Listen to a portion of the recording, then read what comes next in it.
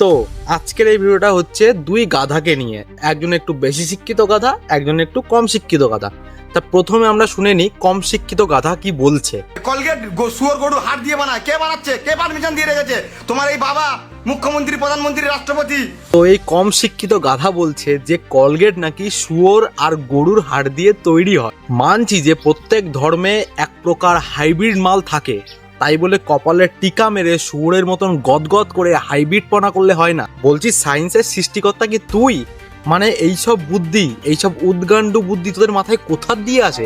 এত বুদ্ধি তোরা কোথার থেকে পাস? প্রথমত এই টিকা পড়া অশিক্ষিত গাধাকে আমি জানিয়ে দিই যে আমাদের ওয়েস্ট বেঙ্গলে কোনো রকম কোনো ম্যানুফ্যাকচারিং কোম্পানি নেই কলগেটের। কলগেট তৈরি হয় ফ্লোরাইড ক্লিনিং এজেন্ট যেমন সিলিকা, গ্লিসারিন, সরবিটর এবং থিকনার অ্যান্ড ফ্লেভার দিয়ে কলগেট তৈরি হয়। আর এই গাধা কি বলছে যে কলগেট তৈরি হয় শুয়োর আর গরুর হাড় দিয়ে। তাও কে তৈরি করছে? আমাদের দেশের প্রধানমন্ত্রী আর আমাদের দেশের মুখ্যমন্ত্রী এবং স্বরাষ্ট্রমন্ত্রী, তাদের নাম বলছে।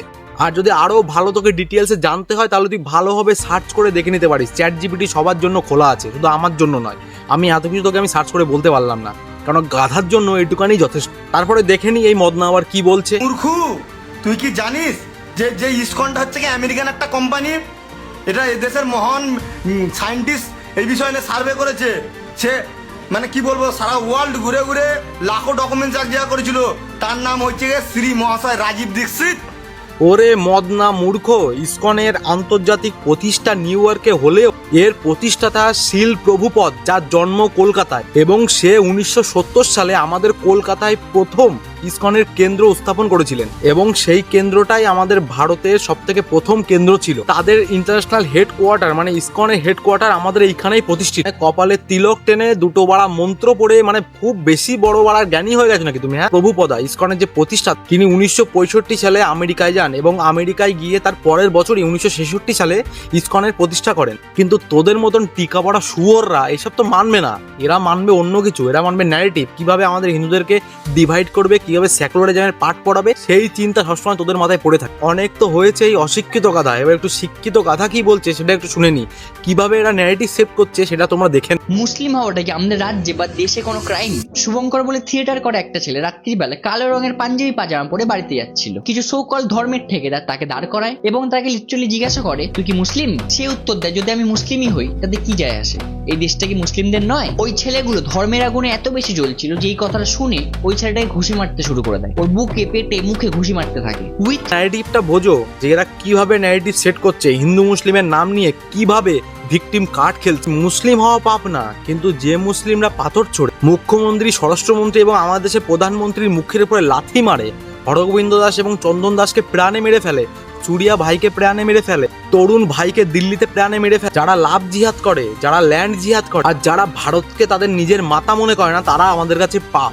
আর সেই সব মুসলিমকে যারা ডিফেন্ড করবে তারাও আমাদের কাছে ঠিকই সেইভাবেই পাপ। তো এই যে ছেলেটাকে মেরেছিল, আর এই শিক্ষিত গাধা যে ন্যারেটিভ সেট করার চেষ্টা করছে যে মুসলিমের জামা পরে, কালো জামা পরে ছিল, তাই হিন্দুরা মানে আমাদের মতন হিন্দুরা ওদেরকে গিয়ে মারধর করেছে, মানে একে মুসলিম ভেবে তাকে মারধর করেছে, সেটাই এখানে বোঝাতে চেয়েছে। কিন্তু আসল কাহিনী পুরো অন্য, এদের ন্যারেটিভ পুরো এক্সপোজ হয়ে গেছে। এই যে ছেলের ফটোটা দেখছো, এই ছেলেটার নাম শুভঙ্কর, আর এই ছেলেটা কমেন্টে কোনো এক ছেলেকে গালাগালি দেয়, তারপরে তাকে ধরে মারধর করে, এবং সেইখানে এরা ভিকটিম কার্ড খেলে কি দেখাচ্ছে যে ছেলেটা কালো জামা পড়েছিল, কিন্তু ছেলেটা আদৌ হিন্দু। ছেলেটা কালো জামা পড়েছিল বলে তাকে মুসলিম ভেবে তাকে মারধর করেছে, মানে মুসলিম হওয়া এখানে পাপ। এরা এখানে বোঝাতে চেয়েছে। তাহলে কিভাবে মানুষকে ভুল বোঝাচ্ছে, কিভাবে হিন্দু মুসলিমের ভিকটিম কার্ড খেলছে, তোমরা একটু ভেবে দেখো। আমরা কোনো উত্তর দিলে আমাদের হয়ে যায় যে আমরা হিন্দু মুসলিম করছি, আমরা দাঙ্গা বাজাচ্ছি, কিন্তু আসল দাঙ্গা এই সেকুলারের আড়ালে থেকে এইসব ছেলেবেলেই করছে, যারা এইসব মানুষকে ভুল বোঝাচ্ছে আর বলছে যে হিন্দুরা মুসলিমদের অত্যাচার করছে, এটা করছে সেটা করছে, কিন্তু আসল অত্যাচার কারা করছে একটু ভেবে দেখো তো।